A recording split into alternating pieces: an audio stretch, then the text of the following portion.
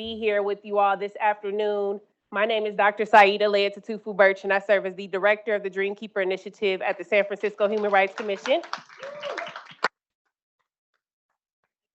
I want to recap a little bit about what we heard this morning for those of you who were here this morning or were not here. So in our first panel, we heard a lot about power, exercising our power, redefining wealth for us, maintaining a spirit of make me do it or make them do it. We also heard Michael Blake share about make room for them, be excited about being a specialist, asset map before the crisis happens, and reaffirming our dopeness. How many of us want to step into how dope we really are? And then finally, for those of us who were in the focus room here, we heard about big data, and big data that tells us that concentrated poverty is by design. And that's why I'm excited, and I have the great honor to moderate this esteemed panel who will talk about strategies toward moving toward financial inclusivity and through a social justice lens. So with that, I will, to my far left, I'm going to introduce Omar Butler, who serves as the CEO of New Door Ventures. We have Jhumpa Bhattacharya, who is the Executive Vice President at the Insight Center for Community Development, Community Economic Development. Right. We have Jose Cisneros, who is our Treasurer for the City and County of San Francisco. And then finally, Joaquin Torres, who is the Assessor Recorder for the City and County of San Francisco. And so as I mentioned, we're going to talk about some strategies and how we're starting to operationalize economic inclusivity through not only a social justice lens, but a racial equity lens. And I think before getting into that conversation, or a way to start that conversation, it's important to understand history, and it's important to understand the context and the background. So I want to turn to Jhumpa from the Insight Center to help us frame the racialized economy, help us set the context about what we know about building wealth in the United States economy and how is wealth structured, who's left out, who is wealth for. So set that context for us. Sure. So thank you all for having me here today. It's a pleasure to be on this panel with these folks. We're gonna break it down, and we're gonna talk some hard truths today. So at the Insight Center, we were one of the first organizations about a decade ago to really start thinking about racial and gender wealth inequality, right? So along with Derek Hamilton and Sandy Darity and other gurus in the work, we started putting this data out, looking at where do we stand in terms of wealth accumulation in the United States. And probably to no surprise in anyone in this room, wealth inequality is actually worsening.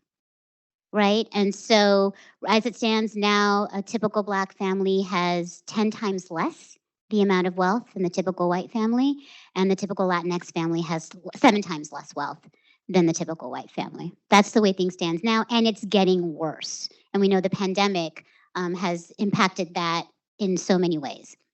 And the reason why we look at wealth, we also look at income, but we look at wealth because wealth is our North Star when we're talking about financial inclusivity, and we're talking about economic mobility, and when we're talking about power, and when we're talking about choice. So wealth affords you all of those things, right? Income is a part of wealth. It helps you grow your wealth. But at the end of the day, wealth is what you fall back on in the case of, a pandemic or a fire or a car accident, right? It affords you that security. It affords you choice. Wealth is also passed down from generation to generation, right? Wealth is, you don't give your income to your brethren, you give your wealth if you are lucky enough to have it. And the truth of the matter is, in America, wealth was built on the backs of Black people. That is how it started. That is your money that has been stolen from you, right? And the government has played a role and continues to play a role now in extracting wealth from Black and brown bodies. And that is the truth, right? So it started with slavery, it continued with Jim Crow, it continued with the exclusion of Black and brown workers from Social Security, the Homestead Act, GI Bill, you name it, redlining, and it continues today through fines and fees, student loans, predatory lending, medical lending, right? Medical debt, all of the ways in which people are forced to have their wealth extracted from them and are not able to get to a secure place because of the role of government. So government has a role in this, right? Government has a role in both stopping what is happening now and addressing the harms that has happened in the past. So I know we had a conversation about reparations, so I won't go back into that. But we will talk today about what are other things that both at a federal level and at a local level, how can we stop these, what we call wealth extracting measures, right? So in addition to policy, I think the other thing that we really need to be thinking about is narratives. So as my good friend Mia Birdsong says, narratives eat policy for breakfast, right? So we can sit here and talk about policy, policy, policy, but if we're not paying attention to narratives, and what do I mean by narratives? I mean the mental models or the cultural frames of reference that we hold by virtue of being in America on who is deserving and who is not, who is fully human and who is not. And in America, our notions of deservedness are racialized and gendered, right? This is why we don't value care work in the same way that we value other work. Why? Why is domestic work and care work devalued in the workforce? Because it started with Black women. Because first we forced Black women to do that for us. Then it became the only jobs that they can have, right? And we don't pay them very well. Right, so we do this. This is narratives, like who we see as fully deserving and who we see is worthy of not only government investment, but of having nice things, right? So I know we talked about guaranteed income. I think someone was talking about it at an earlier panel. And one of the reasons why I love this notion of guaranteed income is because I think of it as a narrative and policy disruptor. Because what is guaranteed income? When it's targeted, it's doing a very good thing. What it's doing is it's saying, we are trusting you, and particularly Black women, to make the best decisions for your family. We think you know what's best. And that is a complete narrative shift to how we have a social safety net set up right now, which is utterly patronizing, right? It's all about control. And it's all about saying that you actually don't deserve this. You have to prove your worthiness to get this, either by work or all the other things. But here's a guaranteed income. We know you know what's best. And that is a complete narrative shift, right? And this idea of personal responsibility or pulling yourself up by your own bootstraps, it's another narrative that we really need to fight. Because again, what does that say? That narrative is saying you are poor because you made bad decisions, that you don't know how to make the right choices. When in reality, this issue is systemic. I'm not saying that people shouldn't be responsible for their own choices. Of course they should. I'm a mom. I want my son to be responsible for his choices. But we can't ignore the systems, right? And so I think when we're thinking about financial inclusivity, we have to diagnose the problem correctly. And our narratives prevent us from diagnosing the problem correctly. So because we don't bring a systemic lens, and not we in this room, I'm talking we in general, right? We don't bring a systemic lens to when we're diagnosing the problem, our solutions tend to be individualized. Because again, we're trying to fix people because we're saying people are wrong. But that's not the truth, right? The truth is that the systems were built to build white wealth and to put barriers to Black wealth, which then also impacts me as a brown woman, right? Because of my proximity to whiteness, as the panel was talking about before, right? So anti-Blackness impacts me too, right? And so that's what we have to start thinking about. And that's the things that we have to shift in order for us to truly get to financial inclusivity or economic mobility, all the ways in which we want to talk about economic freedom for people. Thank you for that.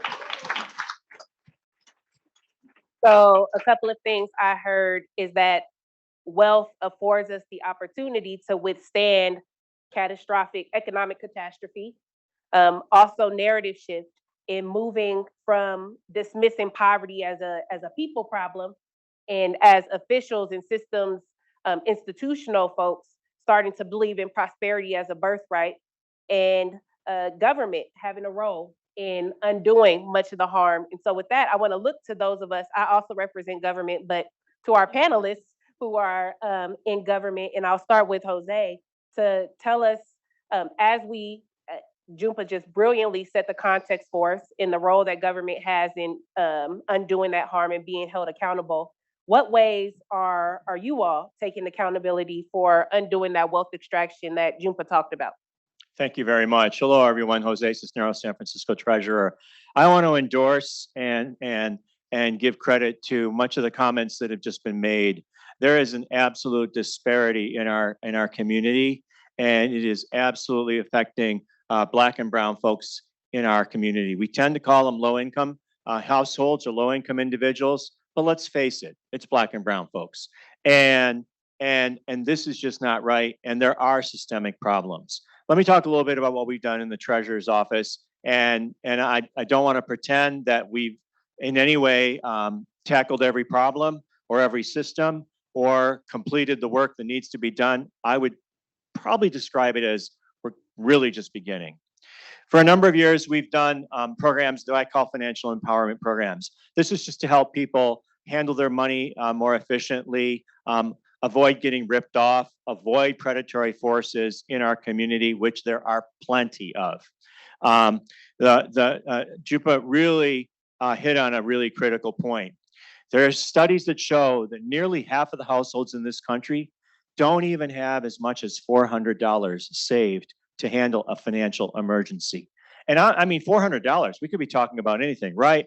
A problem, a mechanical problem with the car, an unseen medical need, anything at all, a problem with the house, a flood, a fire. This can set people back. And then where people oftentimes needed to turn was predatory actors, like check cashers or worse, payday lenders, pawn stores, the like. We launched a program years ago called Bank on San Francisco. It just tried to get people connected to bank accounts and into safer places to put their money so they could avoid getting ripped off by a perfectly legal option, the check casher. But if a person takes all their paychecks to a check casher, they pay fees each year of $500, $600, or $700 a year. That could have been savings. That could have been money to pay for an unseen event. So we want to make sure people are equipped well. We're also, I'm very excited, working with a number of our city departments to get people connected to financial coaches so they can understand, maybe for the first time, what their credit report looks like, how their savings is balancing out their debt, and how they can really start to manage their household to get ahead. But these are kind of, as we're looking at them, kind of, do things for yourself, do things better. I agree. We cannot stop there. People need all the information and the best tools, but we have to understand what's affecting people and the things they have no control over. And that's why 5 years ago, our office started the Financial Justice Project, because we really wanted to look at where was our own local government, just our local government. We're not even talking about, before we get to the federal government and even sometimes the state government, but even where is our local government unfairly becoming predatory to low-income Black and brown people in our community. And I'll tell you where it is. It's anytime there is a fine that's $1 size fits all. And has anyone noticed we're a very expensive city? Well, even our fines are very, very expensive. If you park in the wrong place in San Francisco and happen to get your car towed because you didn't notice the sign that said, all the cars here will be towed after 3 o'clock today. If you happen to get your car towed, you go back, and even on the first day, before any added storage fees, nearly $500 to get your car back from being towed. 50. What did I just say a minute ago? Nearly half of the families don't have $400 or $500 at all. You know what that meant? They lost their car. What happens when a family loses their car? Does that mean someone can't go to work? If someone can't go to work, does that person lose their job? If they lose their job, can they now not afford to pay their rent? Should a family become homeless because they happen to park in the wrong place at the wrong time? I don't think so. There obviously needs to be a consequence if we break a rule, but let's right size it, because that impact on that low-income family was far different than the impact of that tow fee on a middle-income family, or certainly a high-income family, right? To them, it's a nuisance. To this family, it was devastating. So we worked with our other city departments. We've made a number of changes, and I'll tell you that we've brought that tow fee for low-income families, that tow fine, down to $100. And even in some cases, if, for example, you're homeless and you live in your car, we make it free for you to get your car back. This is the kind of things, this is one example of the unfairness and inequity that was existing in our city government. And I can go on and on and on. We've tackled a number of them. Now, late fees for returning a book to the library, no penalty for that. Come on, give me a break. That was stopping Black and brown kids from using the library. Who wants that? Come on. On and on and on. And particularly, I'd love to be able to talk to you at some point about these criminal justice fees, not even penalties, just fees. The government getting its money back, so to speak, for people coming out of prison. When you want what do we want with someone coming out of prison? Get a job, find a place to live, put your life back together, become a healthy and happy person in our community. San Francisco was charging everybody on probation $60 a month, just for the privilege of being on probation. It gets even better. Listen to this. Most people are on probation for 3 years. San Francisco sent a bill up front for $1,800, said, please pay, because you're going to be on probation for the next 3 years. Guess what? Nobody coming out of prison has $1,800, nor should they be asked to pay that amount. We went to the Board of Supervisors. We took that fee and a number of other fees. They just got rid of them all, took them all away. But there were still thousands of people who those bad debts, those unpaid amounts were showing up on their credit reports and stopping them from finding a job, stopping them from renting an apartment. We also worked with the courts and took those past debts off of their credit reports, and their credit scores jumped by dozens of points overnight. This is the kind of stuff that we in the local government need to do. We need to do it better. We need to fix these wrongs. And as I said, I feel like we're just at the beginning. Thanks. Thank you. Thank you, Jose. Jupa said, or we told y'all we was gonna tell the truth. So can I piggyback on something he just said? I think one thing that's really, really important too is the role that when San Francisco and Alameda were really tackling the administrative fee issue, right? That led to a statewide movement, right? And so your department and Insight Center is on this coalition called Debt Free Justice California. And because this started happening in San Francisco, in Alameda, in LA County, we then were able to do it statewide and forced all the other counties to do the same thing. And what we've been able to do is leverage that to get rid of over 40 fees all over California. And these are administrative fees. This is not the government getting their money back, actually. This is about balancing budgets on poor Black and brown people. That's what this was. Again, taking your money, right? Things that should just come out of the general fund. And what we were able to do is eliminate over $6 billion, with a B, dollars of debt. So it's really important. What happens at local has an impact on the state.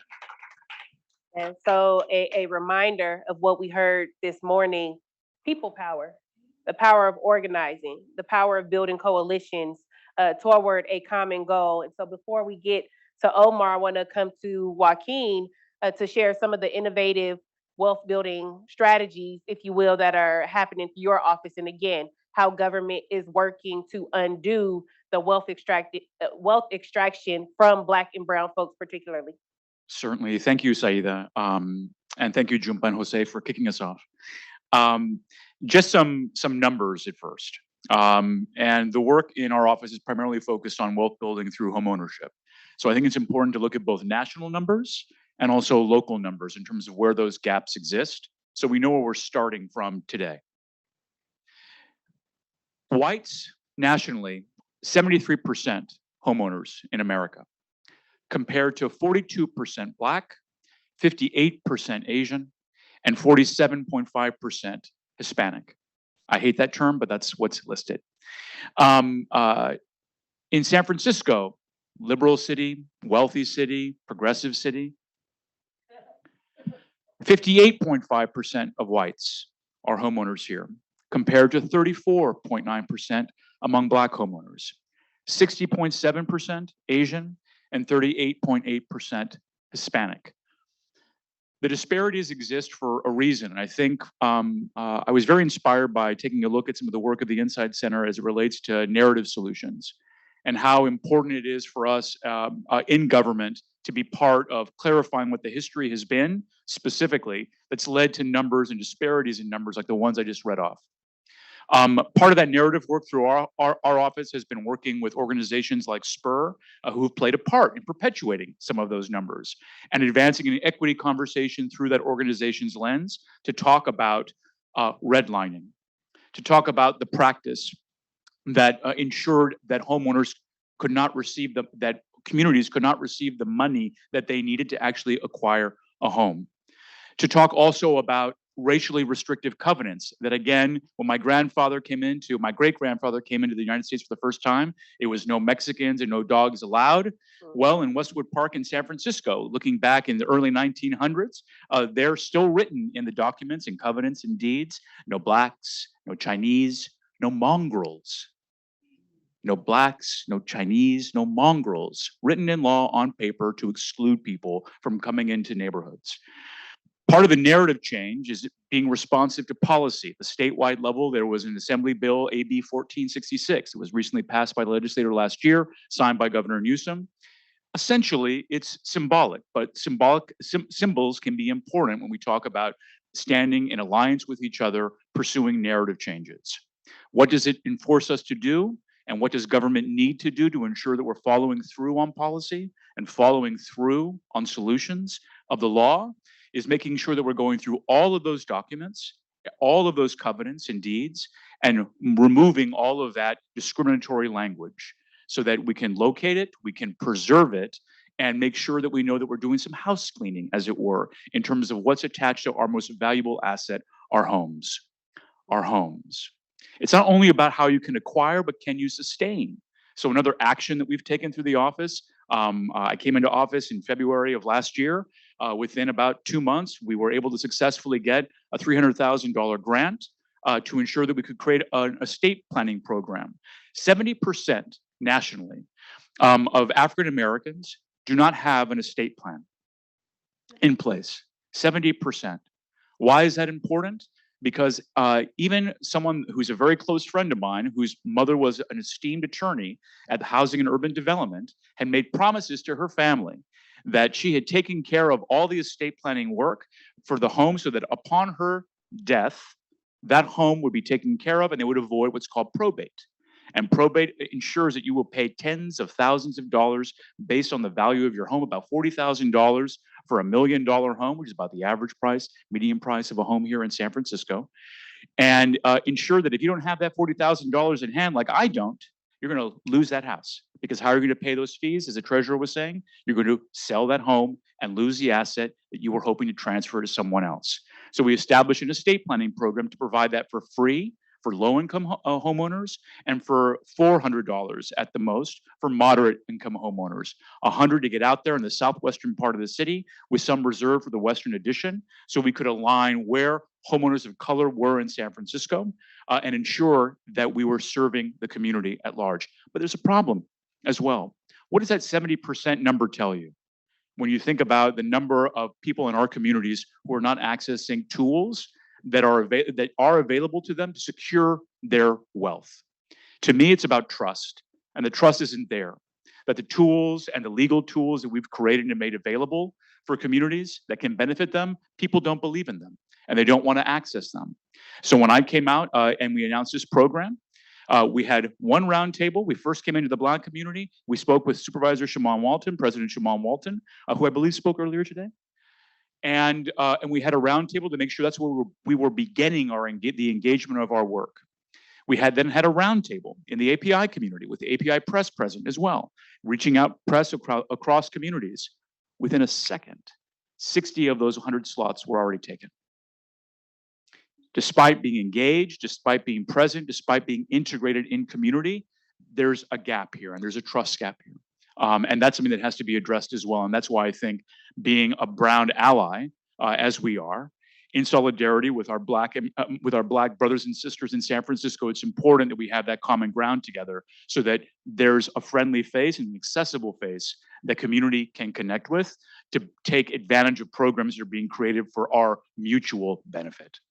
And then I think finally, there is at the national level, what is being advanced through HUD as well as through the domestic policy team at the White House and the Biden administration, advancing property assessment, value, and equity, which talks about the biases that exist in the private appraisal market.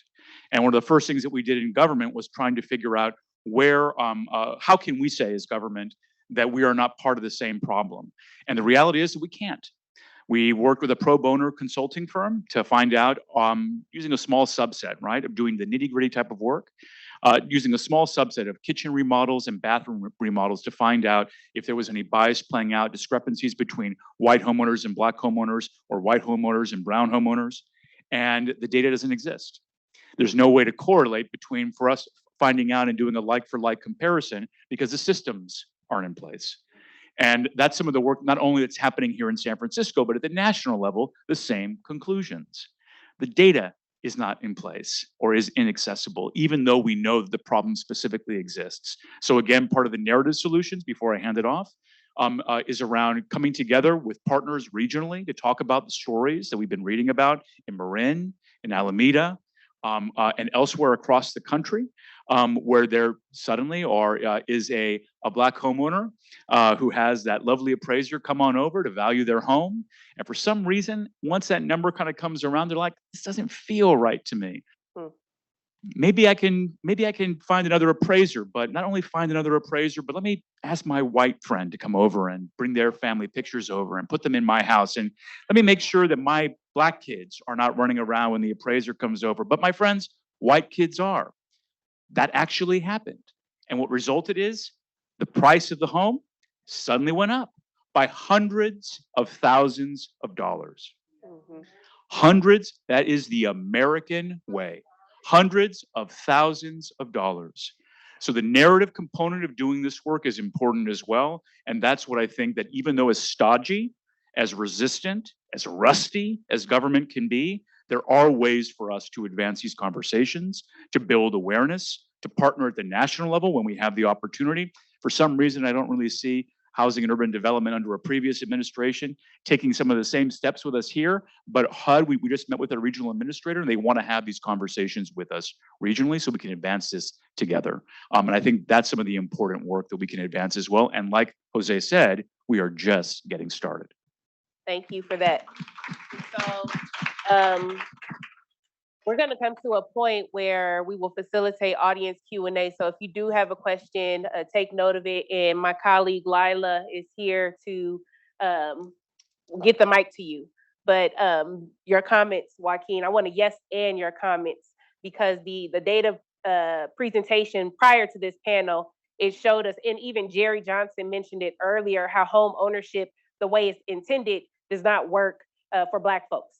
And when we think about home ownership in terms of receiving equity from our home, the tax benefits from owning a home, like, so yes to home ownership, and also policies. There are policies that need to change and narratives that need to change so that Black folks and brown folks are able to reap the benefits for a dream. I don't know whose dream it is, but the dream that's being sold to us, you know, house, white picket fence, 1.5 kids, whatever that means, a dog, all the things, right?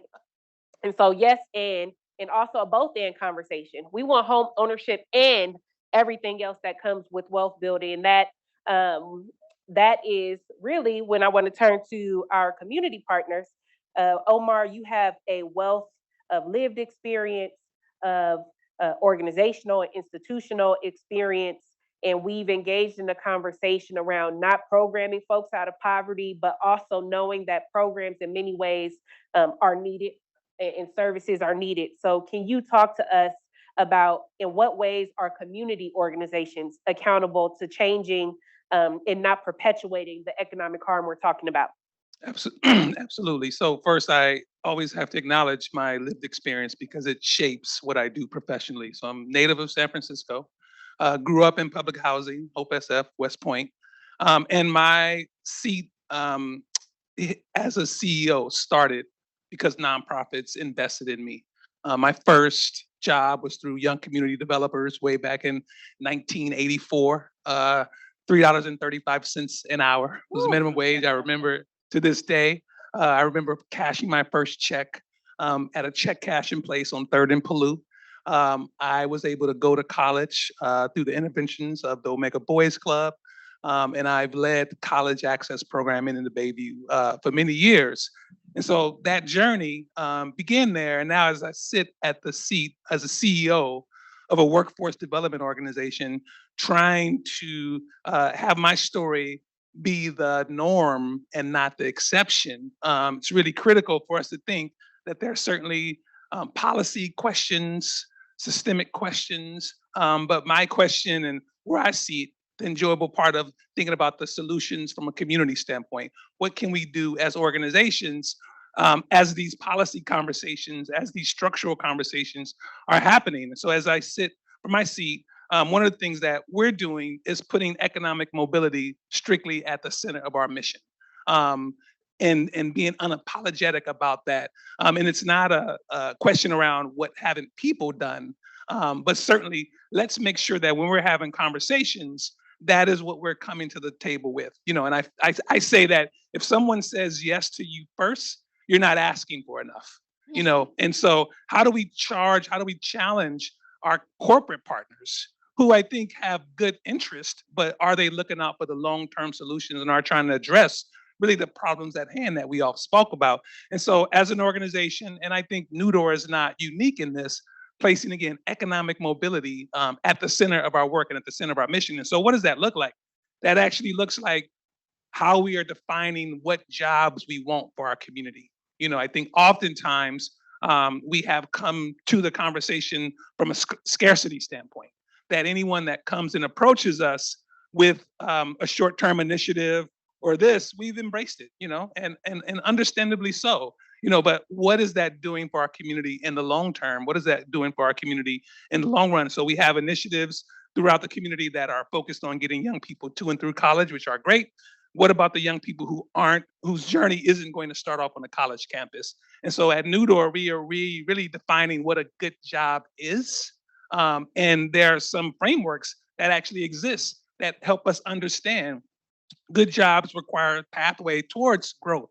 Good jobs require sustainability. Good jobs offer benefits. And so thinking about that from that paradigm, being, again, unapologetic about what we're trying to get and not ask for, but our people deserve. So again, I look at myself and recognize that, my mom was 15 years old when she had me. She didn't graduate from high school. And I'm sitting here one generation later as a homeowner with 4 children, 2 who have graduated from college. And that road was created through the work of nonprofits. So the solutions exist. And so again, how do we demand more? How do we ask for more?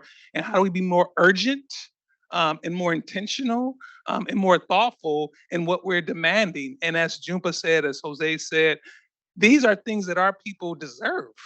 These are things that our people have worked for. And so when we're talking about initiatives, these aren't handouts, is what they deserve. And so how do we start to demand that unapologetically? We have initiatives, whether that's Dream Keepers, Opportunities for all great starts. But how do we, again, advance the conversation to say, if we're trying to build wealth and thinking about it from a social justice standpoint, we're coming to the table recognizing that this work, these buildings were built off the backs of folks who predated us. And so how do we have that conversation? And it's a hard conversation, right? But we have to have that conversation. So I'm proud of the work that we do as an organization. I will add this. I see a lot of nonprofit leaders in here, and understandably, my staff has challenged me on how we're not as an organization perpetuating this as well in terms of our wages. So that's a conversation that we have to have internally as well, to think about that from that standpoint. And so if we're talking about building wealth for communities, let's start off with our own staff and our own people, and how do we focus on that? And so that's a conversation that has certainly emerged and started at Newdoor Ventures, but we're excited about that work. But we're excited about this idea, again, of economic mobility not just being a catchphrase, but there being specific strategies and tactics to get us there, so that we don't see a San Francisco that continues to decline. We don't see an Oakland that continues to decline in Black population, that we know and value the diversity that it means to live in a diverse community. Yeah. Thank you for that, Omar. So I welcome any questions, and as folks are thinking about their questions, I see you, John Henry. Omar, I just lost my train of thought, but what you brought up for me is lived experiences, and so I want to thank you because not a lot of people in leadership positions or in positions of power walk the walk, and so Omar is doing work where he has the lived experience and could resonate with the folks that he's serving. So I just want to thank you for bringing that into this space and onto the panel. So John Henry, please, your question. My question is, what Omar said is very, very powerful and true, but how do we as community be more innovative? Because, when we talk about jobs come and go, right? We got to talk about careers and our young people, automation, robotics, because when we came up, it was janitorial and this and that, but those jobs are going away. Robots are taking over. So how do we, with the LinkedIn's and the technology, really advance our community forward? I can start again. I think what you said, I agree with, and this goes again back to how we are framing the conversations and how we are framing the narrative, right? That every job here at LinkedIn doesn't require a technical degree, right? So let's be honest about that. Every job at Salesforce doesn't require a degree in coding. And so we have to think about narrative, and that trickles down to what we're expecting and demanding from our school district. Again, as a native of San Francisco, I feel I can say this, like there's so, as a community, we are demanding, entry, say into Lowell. How do we make Thurgood Marshall better? How do we make Philip Burton better, right? So again, going back to the narrative of demanding that whatever the resources are at those schools should be school resources we see in District 10, and so I think, again, we can certainly have the conversation about we want our representation to be at Lowell, but I would love to have that conversation have the same energy, is that we want the same types of curriculum, the same quality of teachers that they have there in 94124. Yep. And then I have Jose and then Okay. Jumpa. I just want to thank you for the question. I just want to add on to that. I think that what we're talking about here is the dialogue that we need to have between community and government, community and systems, community and schools. And I know we've had a lot of conversations in San Francisco, and we've benefited a lot. The entirety of the Financial Justice Project has been built on conversations, dialogues, and honesty that has happened between members of the city family, departments, many departments, and members of the community that are suffering from these predatory problems. But we need to have more of those conversations. And then once we make the adjustments, once we make the fixes and we put those in place, we need conversations to get the word out. I'm telling you, we're having trouble letting people know that if you're low income, you don't have to pay $500 to get your towed car back. But how do we find the people and tell them? How do we measure? And I'm not the best person to figure out how to do that on social media or whatever. I bet there are other On people TikTok. like you right there. And yeah, exactly. But we need to find ways to do that. We need to hear what the issues are so we can address them and work together on righting the wrongs. But we also need a way to get the solutions passed out to people that need to know about it. Thank you. Jumpa. Yeah. So one thing I want to say is Black and brown people, Black people in particular, have always had so much ingenuity in their communities and have had to do so much mutual aid because of all of the systems that are there to attack y'all, right? Like that's just real.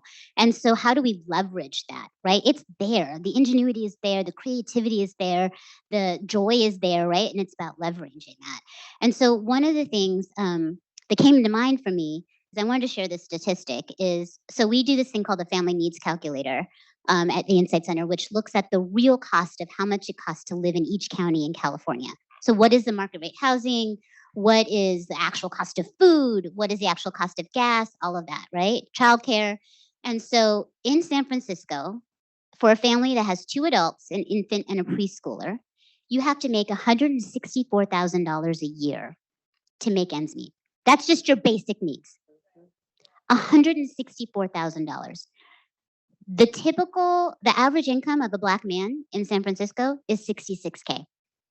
That's a Black woman, $66K. Black men, it's $78. White men, it's $189,000. White women, it's $135. Latinx men, $119. Latinx women, it's $39K. because of the jobs that they're in. Right? Again, this goes back to domestic work, service. What are the top 5 jobs for Latinx women? It's all service and domestic work, right? And the only reason why it's a little bit higher for Black women is one of the top jobs for Black women in San Francisco is firefighter, which pays $145,000 a year. Public sector jobs for Black women did a lot of things, right? So childcare is actually the biggest expense in San Francisco County. It is above housing. And I think there's been a lack of investment in what we call public goods, right? The good things that just make the public work, libraries, parks, transportation should be public good, but it's not, right? Childcare is one of them, right? And so I think that as a locality, as there is a role for government to play in helping people meet their basic needs. So that even if we, there should be no bad jobs, first of all. Like, why do we accept that some people should have bad jobs and there are good jobs? But outside of that, we need to be taking care of our people. And that means investing again in things like public goods so that childcare is not just subsidized, but it should be free so that people can work, right? Transportation, these things that you just need to live, housing, all of these things, right? Like, we should have a homes guarantee. So what are the roles? Again, it's not just about people, but what are the things that people need to do differently? But how do we change systems to think differently and invest back into our communities? Yes. Oftentimes I see a bunch of hands, and so we will work our way around the room this way. So, and as we'll come to you next, but I just wanted to make a remark. Oftentimes in government, I find that the city our innovation relies in investing in programs. In a city like San Francisco, $14.1 billion budget, we invest in resources. I mean, we invest in programs well, and yet we still see the same statistics. I jokingly but seriously always say with Director Davis, we've tried everything except for divide that 14 billion by the number of Black folks in San Francisco. Just say here, go pay for your own quality of life, whatever that means for us. And so it's real. It's real. And oftentimes as we go get the audience questions, I want you all to think about the call to action. So what does that mean? That we can charge the people in this room, the leaders in this room. How do we collectively leave here and drive forth that change? But I saw 4 hands and we have about 9 minutes to go. So we'll come here to the second row, and then I see you in the back. I see Dayrell, and then I see Stephanie.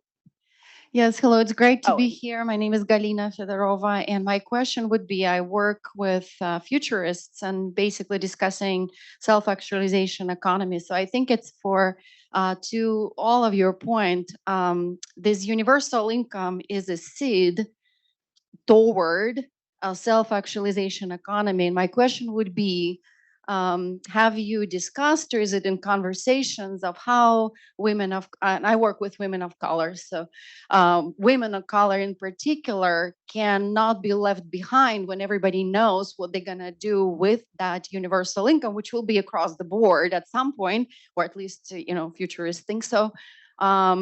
Do you address that? What do you want to do when you have the income? What would be your next step? Because there is also potential for addiction, depression, mental health, and all of other things.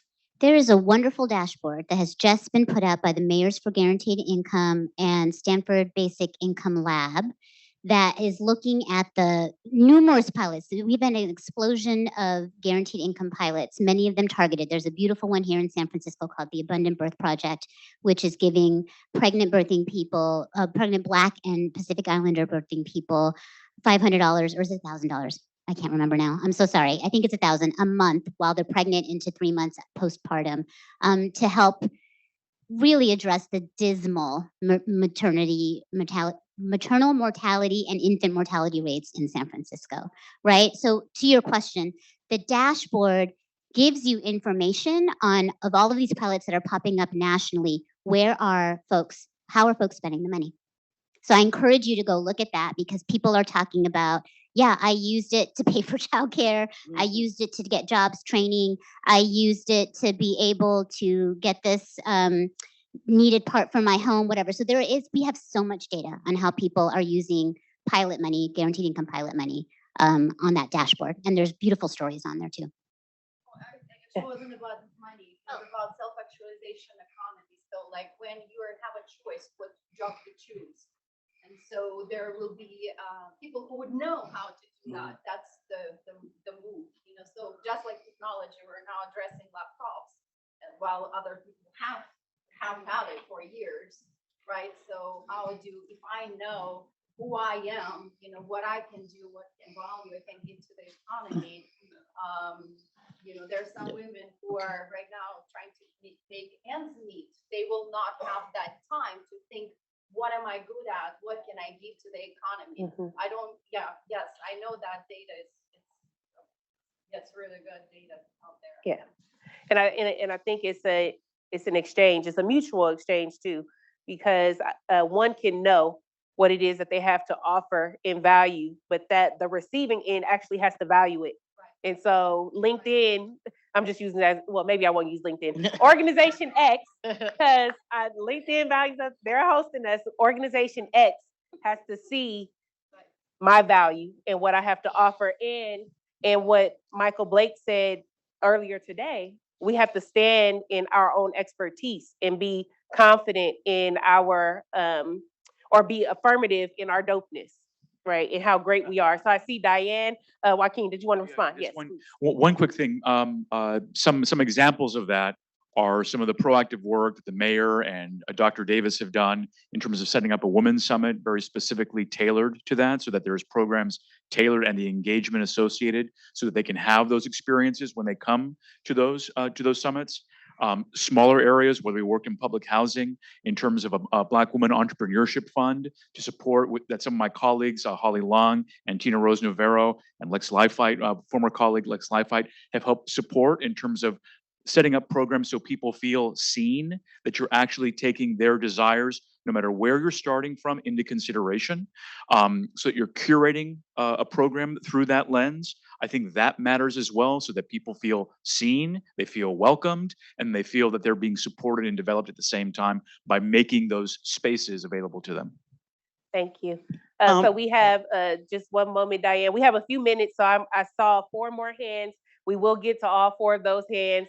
We should get more time. Yeah, we did, actually. So, moderator authority. Right. Diane, Really quickly, Diane, and then we'll come to the. Just wanted to give really just a shout out. I appreciate this conversation this afternoon.